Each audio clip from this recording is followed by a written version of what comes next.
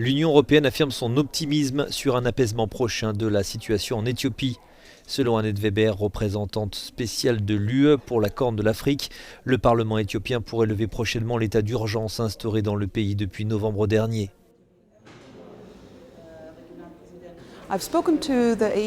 J'ai parlé au médiateur de l'Union africaine ce matin ainsi qu'à l'ancien président du Nigeria qui est en tournée en Éthiopie en ce moment et qui vient de revenir d'Afar. Il est prudemment optimiste. Il a dit que toutes les parties comprennent que la prochaine étape doit être la paix, qu'elles doivent demander la cessation des hostilités, qu'elles doivent s'efforcer d'obtenir un cessez-le-feu. Annette Weber se veut optimiste, d'autant qu'elle a pu échanger également jeudi avec le chef du gouvernement éthiopien, Abiy Ahmed.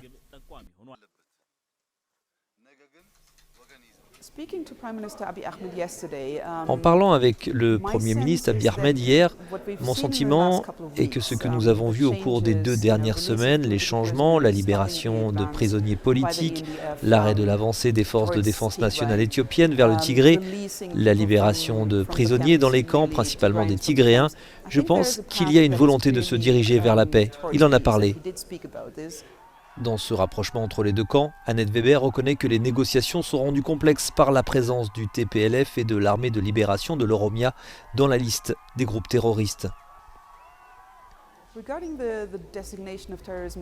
Concernant la désignation du terrorisme ou le retrait de la liste, il y a des discussions en ce moment pour essayer de trouver une issue.